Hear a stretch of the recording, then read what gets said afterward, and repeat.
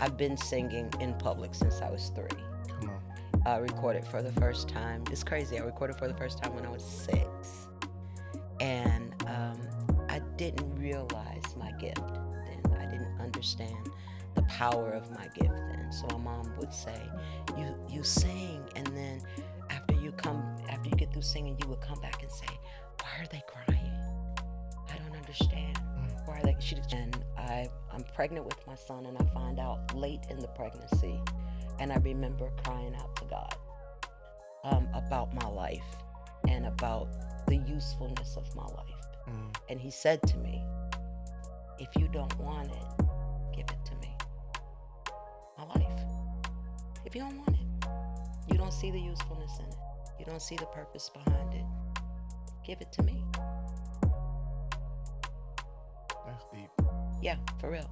And from that moment, it didn't mean that I changed immediately, or I became this super Christian, or I started worship. No, it became a moment where I decided that he was going to lead my life. Sometimes they choke us up. They choke you up, yeah. Yeah, they cause us to have issues with allergies and things like that are unnecessary. Yes. You know, we got our in-ears, and most of us hate in-ears. We use them, but we hate them. You know, let's just go down the whole list of all the things that have become the thing to be a worship leader now. Yeah. We got the whole worship leader gift bag and gift pack, and backpack, put it all on. Starter pack. The starter pack is what I was trying to say. We got the worship team starter pack. No, some churches you look like you're going to a picnic. The other ones you look like you're going to the Grammys. You know, we got the starter. You got the difference. You got to figure out which one you're going to. You got to ask at the beginning. Yeah. Which one? Which one we gonna be this week? Picnicking or Grammys? Right. But I think that that's been part of the problem. We are so forced to look at the external. Yeah. You know, It's just me and the Lord. Nowadays I barely pray with my eyes closed. Don't want to miss a second of this blessing. I tightrope. If sky is the limit I fly towards, then how far should I reach? Hit the mission survival. I sing a song to carry God wherever I go. This aphorism is an affirmation for high hopes. So wine toast to the Most High. What's up, guys? Welcome back to Worship Afterisms. I'm super excited about today. If you have been joining us this season, it has already been absolutely crazy with the leaders that we've had on here. And I'm so excited to talk and have conversation with the leader that I have today, y'all. This woman is my absolutely adored sister. Y'all, first of all, let me rewind just a little bit. Let's talk about how I met Charmelle Cofield. Okay? So when I actually started in worship leadership, like at a very young age, I was actually invited to a worship conference by Isaac Cates. And at this worship conference, Charmelle was actually teaching a songwriters class. I sat in the back of this class and I was like, I absolutely adore this woman.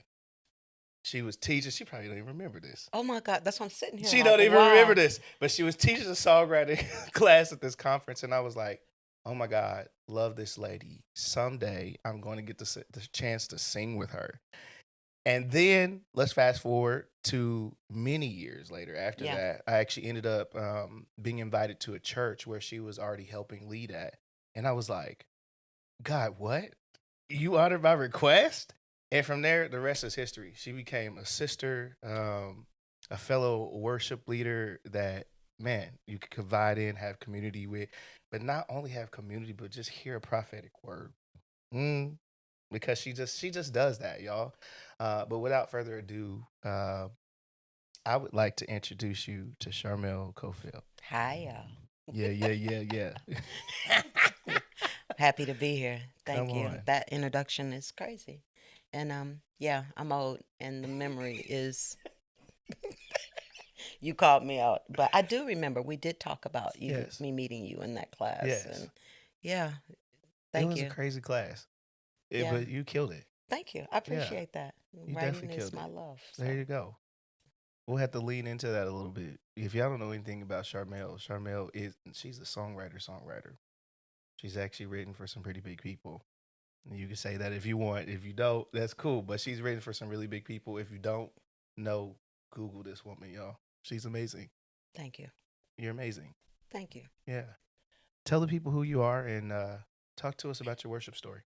I am Charmelle Cofield. I am originally born and raised in Kansas City, Come on. Kansas. You know, Kansas. I don't want that babies, but you know. Kansas. Some great things have come out of Kansas. Come on. Okay, Dorothy. Okay. Anyway, we got a whole movie. I am a pastor's child. Come on. Legacy of ministry. Grandfathers, pastors, superintendent, aunts, uncles, bishops, everyone in my family. We grew up, at least on my dad's side, grew up with leadership, pastoral leadership. My mom's side also, but my dad's side more prominent. So my worship story started pretty early. If we're talking about one aspect of worship, which I'll make that clear in a minute. But I've been singing in public since I was 3. Come on. I recorded for the first time. It's crazy. I recorded for the first time when I was 6. And I didn't realize my gift then. I didn't understand the power of my gift then. So my mom would say, you sing, and then after you get through singing, you would come back and say, why are they crying? I don't understand. Why are they? She tells the story all the time. Matter of fact, she just told it recently. And I ponder on that because that's the power of not just music, but that is also the power of what we do. Yeah. And so that's my beginnings. That is my worship story. That's my beginnings. It wasn't just about singing, but looking at response without, as you get older, it becomes about a little bit of the manipulation. But then there was an innocence in it, and I knew that it was touching people, which is the whole point. Yeah. So that's my beginnings. That's my worship story. And then, of course, I've been a worship pastor and a worship leader and a director of music and all of the things over the years. And music is who I am. It's my life. I thought my life would go a different way, but it brought me right back to my beginnings. So come on. Well, could you lean into a little bit? You just said that you thought your life was going to go a different way. So I'm just making the assumption that maybe you thought at some point that you weren't going to be a worship leader, but then it called you back. But what was the other thing that you thought you were going to do? Oh, I was going to be a lawyer. And everything in my life was pointing toward that. I remember being a senior in high school, and my high school sending me to Washington, D.C. for one of the presidential inaugurations, and everything in my life pointed to this analytical part of me that always needed to understand, discern, break down, and be. It didn't matter if it was on the right side or the wrong side of the truth. I just needed to have an argument about something. Yeah. Anyway, it's and I say anyway because I needed to have a better understanding about things, which is one of the things that drew me back into what you would say worship, right? My back into music, it was about writing, and so it had nothing to do with what we would say worship. Yeah. I moved to New York and started songwriting for major artists and major labels, and started doing artist development and all these things. But during that time, I had an encounter with God. Yeah. I was 5 months pregnant with my oldest child, and I had been having this issue of faith. For some time. I had been having this issue of faith because of, a church wound. Oh, it was a big one though too. It wasn't like the normal ones where people was talking about you. It was a real one. And I had decided, based on childhood, based on questions, based on all these things, that I really just didn't want to have anything to do with God, right? And so I find myself in New York, and I'm writing, and I am broken, and I have all these things going on in my heart and my head. And I'm pregnant with my son, and I find out late in the pregnancy. And I remember crying out to God about my life and about the usefulness of my life. And he said to me, if you don't want it, give it to me. My life. If you don't want it, you don't see the usefulness in it, you don't see the purpose behind it, give it to me. That's deep. Yeah, for real. And from that moment, it didn't mean that I changed immediately or I became this super Christian or I started worship. No, it became a moment where I decided that he was going to lead my life. Mm. And from there, the ebbs and flows and all of that, I probably started leading worship. Now, see, the story started at 24. I didn't start leading worship until 34. I'm telling a little bit my age. Yeah, it was still 10 years later of walking through this journey of understanding who he was and then being able to translate that or relate that to others. Yeah. But it took 10 years. And so I do want to say that because we think just because we can sing or just because we're talented and just because we're gifted, then we should have this task. Overnight. Some people feel that often. Yeah. But I don't think it's always people's fault. I think it's a lack of teaching. I think it's a lack of understanding. I'm going to say something people weird. Pushing you to be that but I'm going to go somewhere different. Yeah. I think it's a lack of proximity. So you think that you should be able to carry the weight of his glory, but you have no proximity to him. You want to take people to a place you've never been. Jeez. But that's teaching. That comes from this. That comes from Jesus. the pulpit and otherwise. Yeah. These disciplines of we can handle his glory, but we don't know him. We've not encountered him. Jesus. Like in a transformative way. Right. Okay. That's what I mean. And I totally agree with you on that. I think it often is. It's so funny because I talk to a lot of worship friends, and I've also seen a lot of worshipers. Guy has me on this. I don't know what he's doing, but he has me moving often and around a ton of worship leaders, and you get to experience people who have proximity and then those who don't, because their leaders haven't taught them that they need that first. But because you have the talent, let me prostitute the talent for my benefit, right? Because we know that a good singer is going to get put butts in the chair. And not just singers. That we're gonna include musicians in this. Correct. I have no problem saying that because sometimes they are the afterthought, as if they're not supposed to be inclusive in the conversation. Jesus. That's so true. That's so crazy. Actually, quick story. I was looking at TikTok here recently, and there's a lady who's pretty popular. Right? I can never remember her name. She's pretty popular right now, but she's been visiting churches, and she had stopped. There was no singers on the platform, but she was telling the minstrels to play, and she was like, "No, play under the anointing. Do what God has shown you to do. Just play." And I don't know why, but it broke me deep on the inside. And I'll tell you what. I was going to say, why is that? Yeah, why is that? What conclusion I came to? Because there's also another video that's circulating from the last video of season 1, where we start to talk about musicians and whether they should be paid and how they should be paid and things like that. And it's been really popular. And I've gotten a chance to have insight on what these musicians are commenting on that feed. Okay. Right.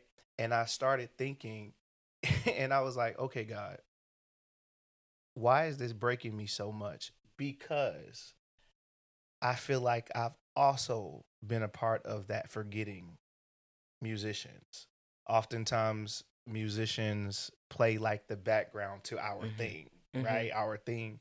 And we forget that God has given them a very specific anointing to play and use their gifts too, right? So oftentimes they get put on the back burner, but then we see these conversations of like pastors being like, they won't commit here. Well, because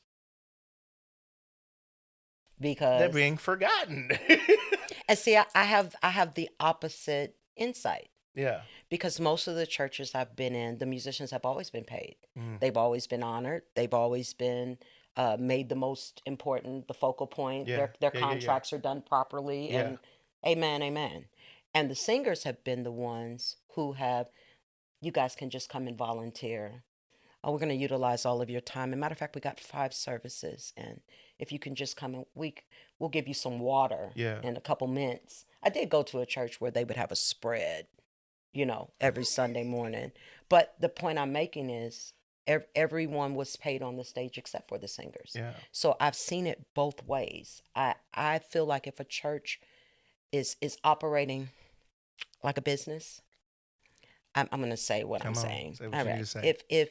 If people are committed to your church because they are committed to the vision that you are promoting and the vision that you see, and they are there for the vision, and they say, hey, I want to serve here just like I would serve anyone else. Where else? I'm going to be an usher. I'm going to work with the children's ministry, or my gifting is singing, and this is the way that I'm going to serve God at your church. Then that's one thing. But when you are very clear about what you would like to see on your stage, and people need to have a certain discipline, and after our auditions and all the things that we do, to make sure that it's perfection, not lifestyle, not none of that. We need to make sure it sounds good. Not all them people need to be paid. I'm sorry. Come on. Everybody mad at me. Everybody need to be paid. Everybody gonna be mad at you. Everybody need to agree. be I under agree. those circumstances. When you're using my videos to make your church look good, and the outtakes, and you're bringing in money, and it's helping you write your books, and it's helping you do your thing, everybody on that stage needs to be paid. And I know people are not gonna like that, but at the end of the day, how are we handling God's work? Mighty God. This is everybody. I told you, why you bring me to the place with a mic? Because the people need to hear it. I've been doing this a long time. I've been doing this a long time, and I've been in churches where people are truly volunteers. And the thing that I have noticed in those churches, let's talk about this, right? What I've noticed is that the people's tenderness toward God is completely different than when it's performative. And so you got the right one, baby. All right. So I've been doing this a long time, and people may say, well, that's a little bit of church this and bitterness, and all. It's none of that. It's none of that. Yeah. It's none of that. It's looking at what have we become? Yeah. What have we aligned ourselves to? What are the ideas that we are promoting? Yeah. As far as who we're saying God is from the platform. Yeah. But then we can't play games. Yes. You know what I'm saying? We can't have it both ways. Yes. We can't say, oh, this is all God, and oh, the glory of God, and oh, the wonderment of God, and how we want him. And the people on the stage are saying, I don't even pray. Can someone I don't even can someone else pray for me? Or the pastor's wife, she prays so good, she should be the one praying. And you're on the stage leading people where? Because we've been there. Leading people where? Not to the feet of Jesus, because you don't know him. Okay. Okay. I'm so glad. Because that's such a good conversation. And I first of all, I agree with the payment thing. And I don't think my heart was broken in the conversation around payment, because I agree with you.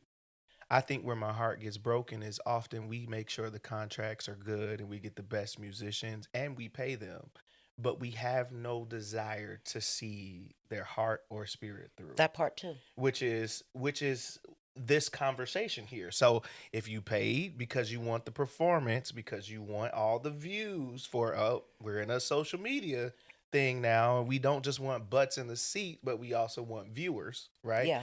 If you pay for the best musicians in the city, but you didn't look at their heart and you didn't see, okay, has God actually anointed them, or are they just gifted?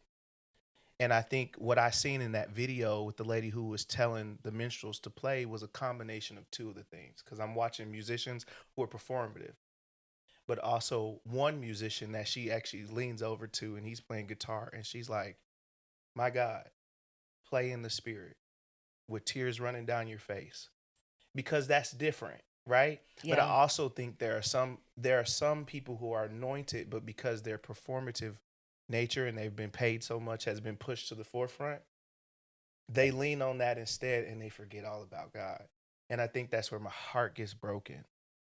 So I try to steer clear of this conversation. And the only reason that I try to steer clear is that people feel like I'm wielding a knife or a sword of personal attack, right? Because of some things that I've walked through. But I will say this. Pastors who do not care, this is where I'm going, about the souls of those that are even holding instruments, they'll be held accountable for that. Because see, if you care more about how great your music sounds and not about the life of the person, the being of the person, the well-being of the person, the spiritual maturity of the person, then you're in error. They gonna do what they've always done. They just going from church to church, and if they get fired because they did something lewd, they just go into the next church. that part. They're gonna keep doing exactly what they're doing. But who stops them in their track and say, hey, wait a minute, your soul is more important. Yeah. Accountability is more important. Yeah. Godliness is more important. Your spiritual growth is more important to me than your gift. That part. You know what I'm saying? Yeah. I think it's not. I think it's an overall thing. Yeah. Okay. I'm just going here because we're here. Yeah. They can't have an expectation more than where they are. It's the whole thing. Yeah. Because we're talking about worship. Yeah. So let's get into it. Yes, please. Right? Where we've been confused is that we think worship is a song. Come on. And it's not at all. It's not. Romans 12:1 is very clear. Yes. Present your body as a living sacrifice, wholly acceptable unto God, which is your reasonable service. That is worship. Worship is self-sacrifice. Worship is bloody. Worship is death. Worship is being cut. Worship is being changed. Worship is I'm looking at the image that I'm seeing and I'm being changed from glory to glory. That's worship. Worship is proximity. I'm close enough to you to become who you are. Come on. We were created to worship. Yeah. So what are we beholding? Because we're created to behold something and we're changed into what we behold. Yes. That's worship. Yes. Worship is not a song. So that's where we've gotten it so messed up in our thought process and in our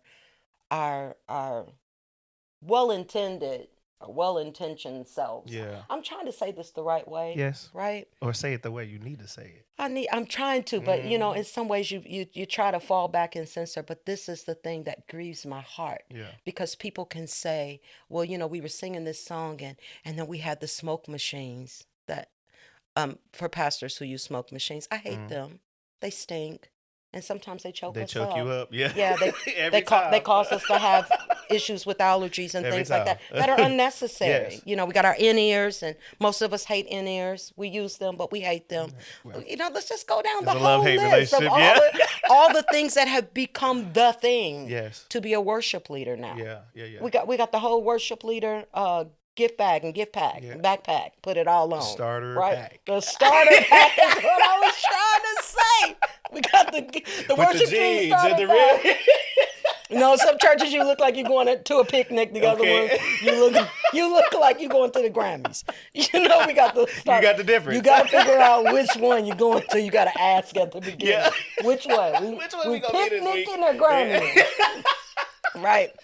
But I think that's been part of the problem. We are so forced to look at the external. Yeah. I was laughing with you talking before I got here, and I said, I'm not going to say what happened, but I had a very disastrous morning trying to get here and get dressed, right? But at every turn, everything I was doing, I had this issue with my eyelashes. And I hate wearing eyelashes, but I was like, you're going to be on film. Yeah. You're going to do a little bit. And these eyelashes were giving me the biggest problem today. And I kept saying, what is wrong with the eyelash? Yeah. And it's the fact that I need to be able to see up close, but I need my glasses to be able to see that. Yeah. So how are you going to put eyelashes on with glasses on? You're not. You're not doing that. So you're going to keep making mistakes because You need the glasses to be able to see close. And then I'm using a magnifying mirror and all these things. And God was saying, you need to have the right perspective to be able to see, Jesus. to do the job. Jesus. Say that again. You need to have the right perspective to be able to see in order to do the job adequately and correctly. One more time for that camera specifically. You need to have the right perspective in order to see, to do the job adequately and correctly. Mm. But the problem is, I said it a minute ago, what are we beholding? So we want people to have the right perspective when they're not looking at the right thing, or they can't see clearly to do the job correctly, right? That's so good. So it was a myriad of things. Yeah. My nails look crazy, and I've had 2 days to get to do my nails with the nail polish sitting there for 2 days. And then I was like, now you're going to be on film and your nails are not done. So for everybody that, or the people who look close, whatever. Nobody's worried about the nails. point is, we but that's the other side of it. We do bring our brokenness. Yeah. We do bring the things in our lives that need to be fixed, that maybe we've had time to fix, or we've had intention to fix, right? We still, as worship leaders, as worshipers, we bring these things with us. But if we're not taking the time and have the discipline to be in our word and to be in these are where these fixes come from, right? Then we come out and we bring our disheveled selves and we say to people, take me as I am. We're all imperfect. That's it. None of us are perfect. And God is saying, but I've given you in great supply the things that you need to work those things out. Yeah. To fix those things, okay? Because remember, worship is not a song, right? I love this passage of scripture where David is getting the materials to build the temple. And God has already disqualified him to build the temple because of sin. Yeah. Right? But he's going to gather the things for his son to build. And he goes and he's trying to get some wood for the threshing floor of the temple. And he's asking the guy, like, how much is it going to cost to get this wood? And the guy's saying, I'm just going to give it to you. I'm going to give it to you, the king. I'm going to give it to you. And he said, I will not offer to God that which costs me nothing. That's what he said. Freeze. We gotta pause and just take a deep breath. Because you know what's funny is I heard this passage so many times, but I've never thought of it in the sense of worship. 100%. And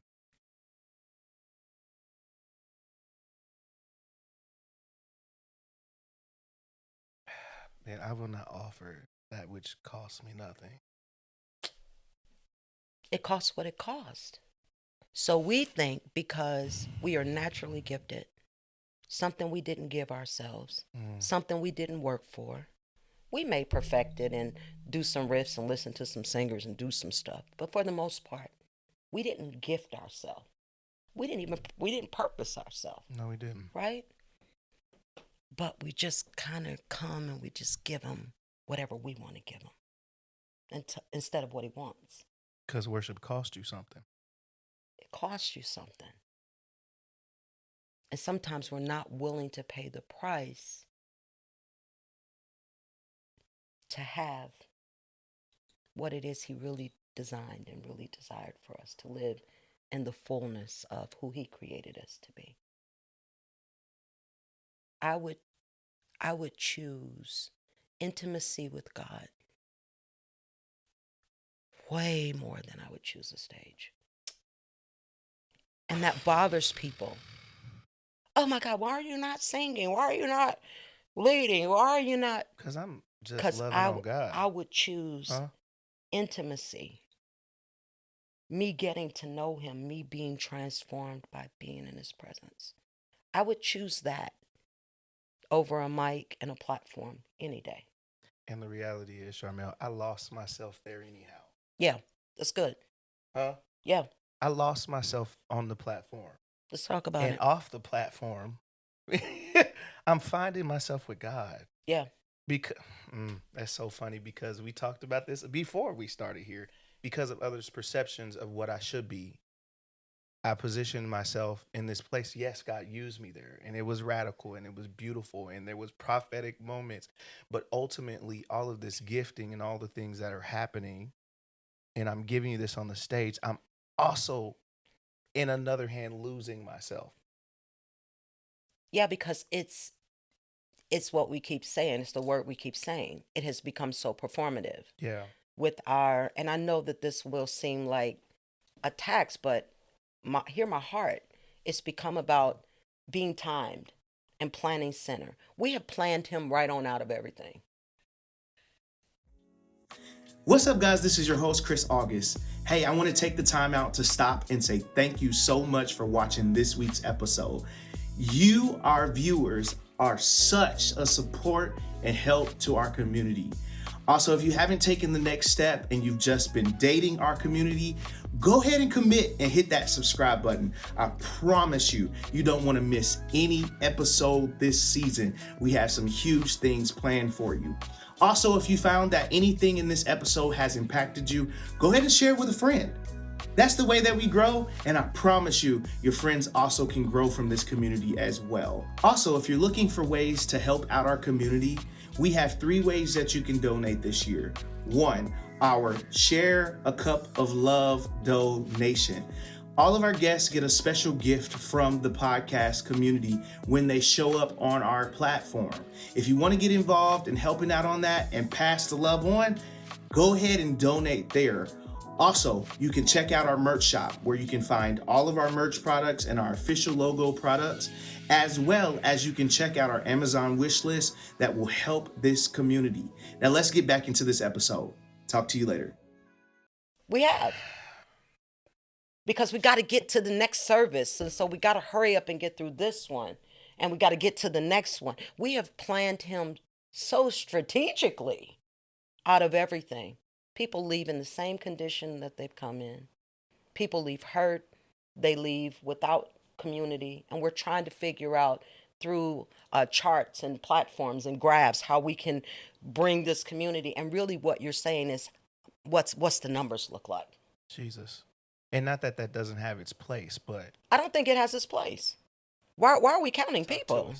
What does the not Bible say? counting people, No. like the preparing. I'm saying the preparing part does have its place, but I think the preparation should be more in prayer and the word than it said what I said. Say it again. But I said what I said. Yeah. I don't even have to say it again. They heard me. Yeah. So if you're not preparing in that way, you're already inadequate. You've already shown up to the ball game without the ball. Speak. We playing the game. We're playing ourselves. Speak. And there's no one. I have people that have been calling me Miss Charmelle here lately. And I hate it because that lets me know that I've gotten older. and there's a mode of respect there, right? And so I took it back to God. Yeah. Because, I'm going to take it back to God yeah. because that thing was bothering me. Yeah. Why do they keep calling me Miss Charmelle? Just call me Charmelle, and I correct them, and they will still get right on film and say, Miss Charmelle, why are you doing this? And he said, because where are the mature believers? You are the next generation of elders. You are the next generation of teachers. We're losing a whole generation because everybody wants to be so young, and we got to show ourselves. So where are the mature believers to be able to teach these things from the word? Yeah. Not forcing it down your throat and not being insensitive to the things you're walking through. Where are the ones that say, I'm sorry, baby, this is what the word says. And even in my own life, I still got to walk it out. Yeah. I still got some things I need to be doing. Yeah. You know what I'm saying? But where are the people? That's why it bothers you, because you want to feel like you're youthful and you're young. And God is saying, I've graced you with knowledge and wisdom. Yeah. I've graced you with my power and my presence to be able to speak the things that need to be spoken. So I've been around a long time. I've been in church where church would last 6 hours. Yeah. Because they going to shout Been there too. and Okay. sweat their whole clothes out. Hair don't look nothing like it did when they No, got it there, didn't. right? Gone. You might as well not put it on. And not only, that was the first of 3 services Yes. for the day. Because you went to an afternoon service and then you had to come back for YPWW and night service. So if you don't know what YPWW is, I don't know. Anyway, young people. Yes. Willing workers out of YPW. I don't know. Yeah. Someone will But we correct did it, us. okay? Someone will correct us in that. It's been a lot of years since Yeah. I went to YPWW and Sunday school, for that matter. But we spent so much time in church, right? And now it's like, let's condense the time. Let's make it palatable, and let's have our coffee bars, and let's do all the things to make it more. What's the word I want to say? Attractive for people to come in, as if it's a circus. People, especially now, people are dealing with so much pain. People are dealing with so much confusion. People are so hurt. And as worshipers, there needs to be not just a greater sensitivity to what God is saying, but what God wants to do in the life of the people that we're serving. Yeah. And to make ourselves open for that. Nobody should ever walk up to you as a worshiper because they see you on stage, you're visible, and say, hey, can you pray for me? And you got to direct them to the pastor. You should be to pray yourself. For them. Yeah. And get a prayer through. Uh-huh. And know he hear you. Because ain't you the leader? He hears me. No, he hears you. That's a shameless plug. And he hears you. Yeah. Yeah. That's what I got today. And you ending it? No, I'm not ending it. I feel like I have said a lot. But you said not enough, actually, for, I think, for worship, period. But you said a whole lot and not enough, right? Because it starts a conversation of deeper conversation, which is the reason of this podcast.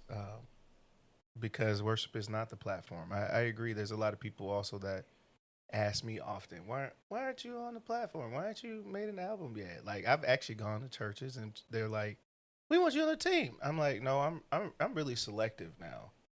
And not just selective, but because of what I've experienced, I know that I need to sit in the space first and hear God as to whether this is my assignment.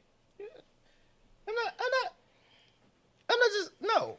Your story may be a little bit different from mine, but what I've learned from, or in my own personal experience, it's not something I learned. And some of the fault belongs to me, so I will take part of it. Being on the stage and being in leadership for as long as I have, it put me in this really weird place, right? I never did have community because I think people have a expectation that you are a certain way, or maybe you are untouchable in a way. I went to this one church, and God bless y'all. I love you because you're going to know it's you. Amen. But I served under a pastor who was not pastoral to me. Yeah. I was so used to being at a church where my pastor was very pastoral, to the point of being able to say, you're kind of dealing with some heavy stuff right now. Why don't you take a pause? He cared about my spiritual health more than he cared about me being on the stage and what I could produce for him. I love him forever for that. Yeah. He could see, like, yo, she's having a hard time right now. Yeah. And he said, take a pause. And I exhale. I remember going home that week like, oh, Lord, thank you. I mean, I did, for real, because I had been going hard. Yeah. Like 5-6 years straight, and I was exhausted. I was in pain. Yeah. I was going through a lot of stuff in my personal life and things I was covered well there. Yeah. I'll say that too. But it was the moment that he said, you need to take a break. And it's okay if you do. And I was so happy. I was so happy. God knew I was so happy but it's places where the pastor has an expectation for you to pastor people, right? But they're not pastoral. You know what I mean?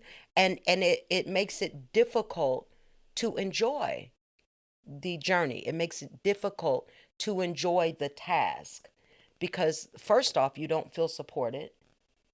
You don't feel like they got your back. And then at the end of the day, the only thing that you're getting are critiques about how good it was. Could you pick different songs? Oh, let's see if this moves them differently. Okay, maybe next week let's do 4 songs instead of 3. You just like, maybe we should have a conversation about what you're preaching about and align. Because maybe we should pray together so we could be in alignment and flow in the spirit together. Yeah. That's what I'm saying. It gets to be too much of business. Yes. Too much of I got 5 sermon series for the year, and these are the 5 sermon series that I'm going to do. Like it or lump it. This is what we've planned for the entire year. And I'm like, but what if God wanna? What if he want to say something? You know? I mean, it's only church. What if God has ideas? You know. Uh-huh. You know, and so that's the other part of it. Not feeling like I was a part of community. Yes. Which that's what church is supposed to be. When you're looking at the Church of Acts, it wasn't what we're doing. And I know people hate it when I say that, but they were at the house. It's not what we're doing at all. Sold everything they had and brought it together. The Bible said they had all things in common. We're not doing any of that. And then you're mad at me because I say I don't like what we're doing. I don't like what we doing. I'm only going based off the word. I don't like it. I don't like it. I'm a go with it. But I don't like it. Yeah. So that's a part of. Like I said, we are here to encourage the worship leader. I feel like I'm so far off. No, you're not far off at all because you're correct. I have a little bit of a different experience. I had a mentor when I first started worship that I felt like was that for me. And then he passed. Oh, wow. Right? Yeah. And it broke me. And then everything after that was, you have a gift, we want you here. Matter of fact, oh, Jesus, I'm about to get in trouble. No, go for it. If you watch it, you watch it. But I was actually sat down. I was brought in to be a worship pastor at a church. Love them dearly. But there was a private lunch that was held with another worship pastor that was brought in to mentor me and prepare me for that. And that that worship pastor was like, I need to sit you and your pastor down for lunch. We need to have a conversation. And I said, perfect. Would love that. Right? We go out to lunch and he's like, okay, pastor, what do you need? And the pastor goes through this whole description of all the things that he needs me just to be. Right? And he then says, Chris, what do you need? I said, I need someone who's going to check on me throughout the week. Someone who is going to make sure that I'm covered. And the response was, I don't have time for that. Uh-oh. And it broke me. Okay. And I felt myself being passed around in seasons of pastors who wanted my gift, but they didn't necessarily want to pastor me and they didn't want to be necessarily in communion with me, right? And all I really wanted was community and someone who knew, like, when I wasn't okay, because we supposed to be discerning this. I'm here. You're supposed to be discerning this, that they knew in the spirit that I wasn't okay based off of the way that I worshiped today. And they were able to say, Chris, you good? Or, you know what, Chris, I was praying because I pray about all my people that are on staff. And the Holy Spirit told me that you might be dealing with this. Is this true? I think you need to take a break. And I agree with you. I would have been like, what a relief. I feel all of that pressure off of me to show up and perform and be okay.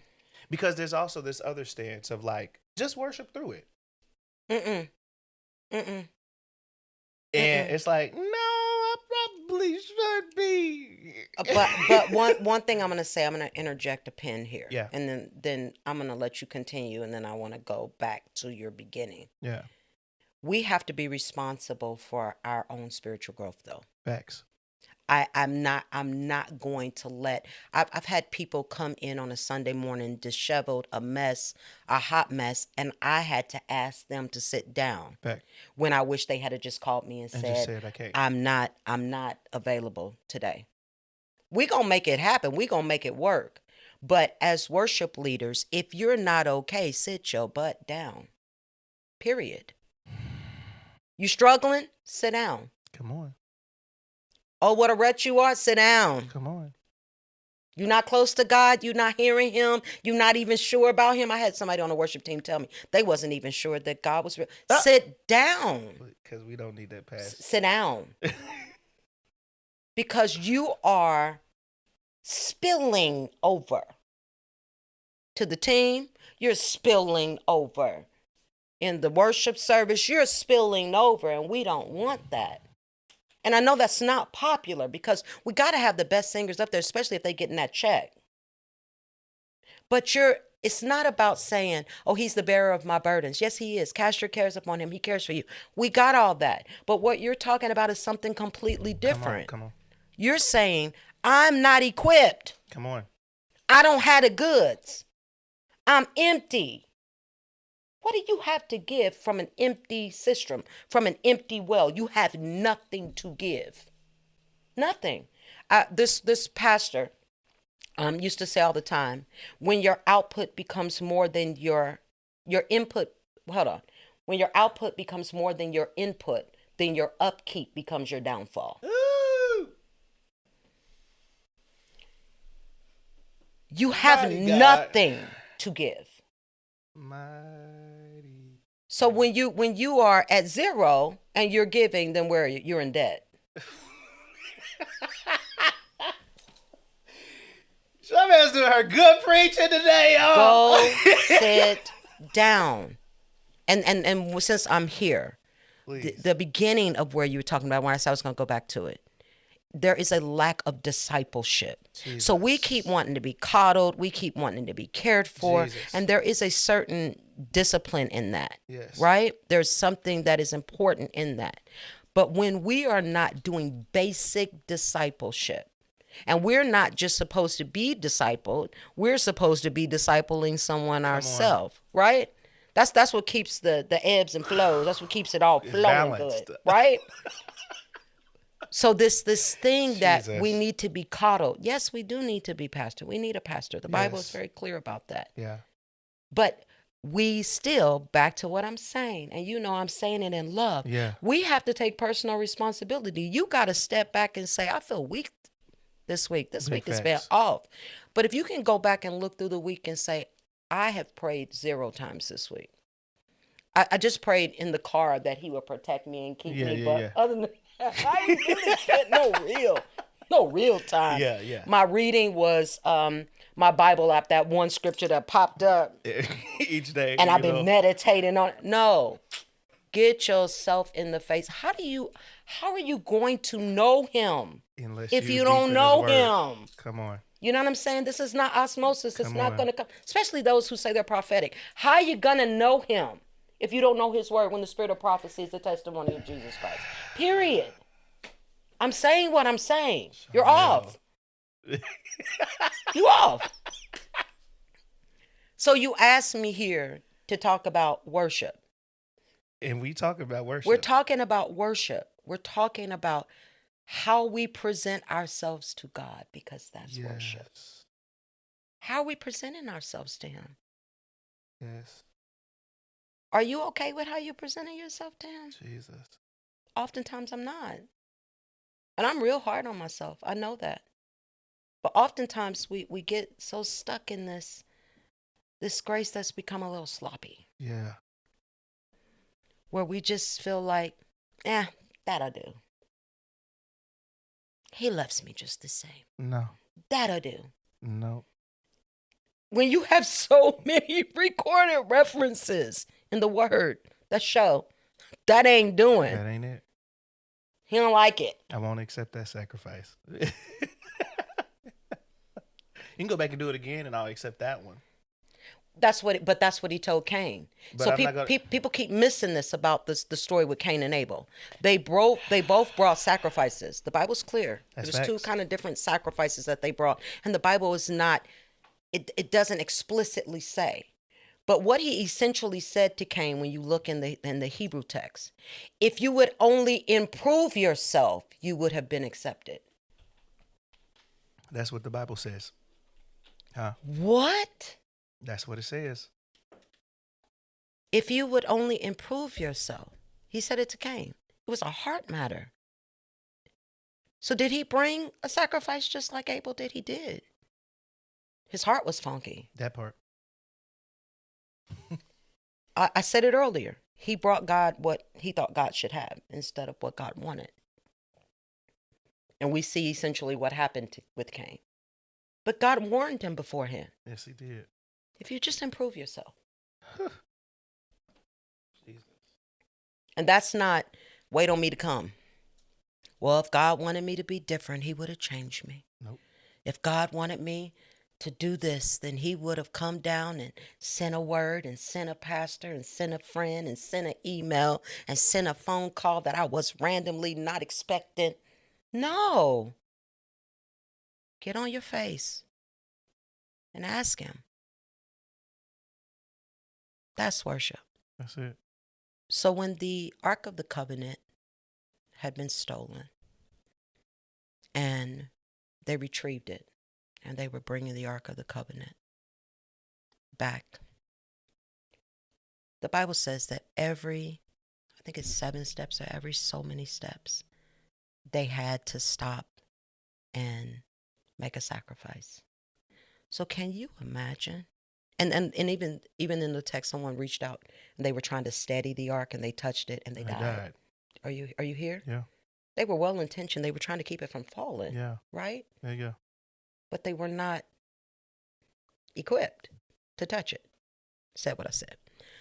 But every 7 steps, if I'm correct, and I'll make sure, right? Every so many steps, I'll say that so the people don't come for me. They had to stop and make a sacrifice. Yeah. And when in reading that text, what becomes clear to me is that ended up being a bloody road. See, we think worship is cute. We think it is uneventful. We think it is pretty and lights, camera, action. It's none of that. It's a bloody road to bring the glory back to its rightful place. They had to make sacrifices every few steps to bring it back, to adequately bring back the glory. After the glory, Ichabod, after the glory had departed. It's all of that. Into the next. We bringing it back. Why did it have to look like that? Because that was the requirement. So we don't want to do the required thing for the easy thing, for the accepted thing, for the Jesus.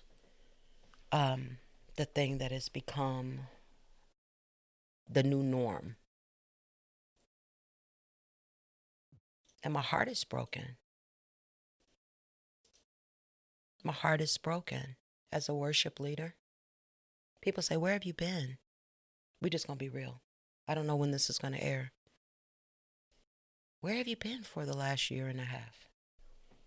And circumstances kind of moved me from being on the platform for a year and a half. And I couldn't control the circumstances. It was some other things that happened, schedule changes. But during this year and a half, I've been able to deconstruct everything that I built up as being the ultimate thing. Mm. That's what I've been doing too. I feel you. And he was like, just love me. Can you love? I mean, so much emphasis on the Songs of Solomon. You know, you see it in certain church groups and the Songs of Solomon. And he's like, that's good. Love me. Be passionate. Run after your beloved. Right? But the uncomfortable truth is the truth that says, die for me. Mm. And that might not mean a physical death. Abandon your desires, yourself, For me. your ideas. Yeah. For me. And we like, no, no. I hear you asking me to marry you, but can you just give me some time? I don't know if that ring is big enough. Jesus is like, marry me. Marry me. Be all in. Yeah. Be all in.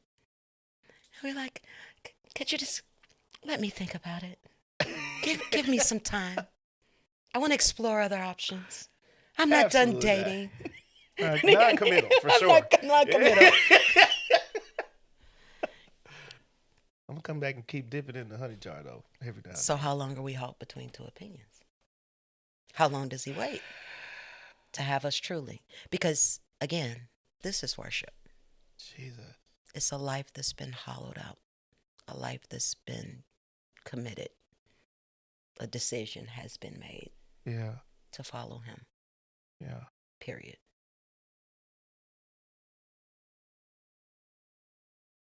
That's good.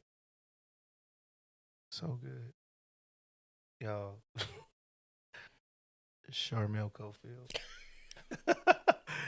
I want to do some I'm asking God if we can. Yeah, you mind doing some singing with me Let's do it. as we pivot? Yeah. Okay. So in season 2, we play this game called Good Save. Let's do it. And it's based off of the fact that worship leaders, those who are, can we really call ourselves worship leaders without worship? I'm going to say that. But those who sing on platform on Sunday often forget the lyrics. All the time. We often do it. Yeah. Even with them up there, not reading in the way it's going. Yeah. Exactly. Just making up our own words. Yeah. So Yep. I'd like to play this game with you to try to redeem that just a little bit for worship leaders. Some of us been doing really good and some of us been doing bad. I've Really even bad. flubbed up too. So let's just try it. Let's see what happens. Okay, cool. So rules, I will sing a verse or a chorus. And then once I stop singing, you have 5 seconds from there to pick up. Don't start too high though. You know what I'm saying? When you want me to start? I just want you to start, but I want you to be aware. Because listen, I had another leader on. He was like, "Man, you're not a tenor." Oh God. Wherever you go, I'm gonna follow. Let's go. Cool. Jesus help us. Let's start with the first song. I'll miracles when you move. Such an easy thing for you to do. Your hand is moving right now. Come on. You are still showing up Yes. at the tomb of every Lazarus. And your voice is calling me out. Absolutely. That's it. And Right now, sing it. I know you're able. And my God will come through again. Because what can he do? You can do all things. Yes. You can do all things but fail. 'Cause you never lost a battle. No, you never lost a battle. And I know, you never will. Yeah. Yes, ma'am. Yeah. Yes, ma'am. Bless him. Bless him. I love it. Bless him. I love that. Okay. Good song. That's a great song. Good song choice. I'm going to skip ahead. Let's jump into... Here we go. How can you forgive me when I often gone astray? How can you think of me when I do things my way? turning my back on you, Lord, the one who loved me first, having my own desires, Renewing. worldly thirst. Yes, I love it. I don't love it. remember after that. Yeah. It's giving my own desires, renewing worldly thirst. Commission, I'm sorry, because this is like my favorite song of yours. You told me you love me, But I turned it away. I felt you yes, so much now. I don't know what to say. Using the same excuse that I am just a man. yeah. I don't know the rest. That See, this I is why am this song just is a crazy. man. This Yeah. whole game is But driving it's so me good, crazy. but you already got it in the game. I think I need a piano. You know, you, Yeah, start, yeah, making, you start making up stuff. No, the whole point need a is piano. I you think I need a don't piano. know the words.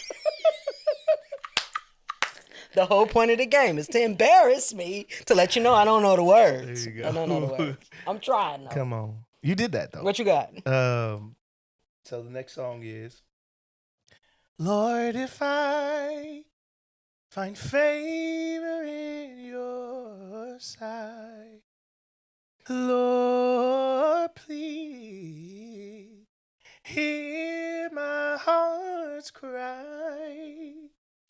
I'm desperately waiting to be where you are. Yeah. I crossed the hottest desert. I travel near or far for your glory. Mm. I would do anything Mm. just to see you, to behold you as my King. For your glory, I would do anything just to see you, to behold you as my King. Natasha said, I wanna be where you are. Yeah. I gotta be where you are. I wanna be where you are. Gotta be where you are. Sing, Chris. Y'all, I Yeah. think that is, I think that's the perfect song to end on. Yeah. Yeah. Because it's not about what we do on platform, but finding a place where people say perform for an audience of one, but I want to change that, where we sit with one. Yeah. Just want to be where he is. Just want to be where he's at. That's a good old song too. Yeah. I want to be where you are, dwelling in your presence, feasting at your table, surrounded by your glory. In your presence, that's where I always want to be. Yeah. I just want to be with you. Where you Little are. old Don Moyen. That show my age. Yeah. I just want to be where you are. Well, Charmelle, tell the people where we can follow you. Social media. Come on. I'm on Facebook under my name, Charmelle Cofield. Instagram, Charmelle11. I'm on Threads. I think that's about it. But yeah, you can follow me. I'm singing all over the city, being the light in the darkness. Come on. Because that's what I'm called to do. Come on. Amen. But yeah, that's where we are. Check me out. I have music streaming Come on. everywhere. A couple albums. Yes. Let me know what you think, what they're you good. feel, and all that stuff. And I have new music coming. I'm already recording new music. Yes, you didn't know. See? Ooh, come on. We love this. And so I'm excited about what's coming in and the things that I need to say and the sound that's being released. Come on. Yeah. I'm excited about it. If y'all haven't listened to the projects before, listen. Killer.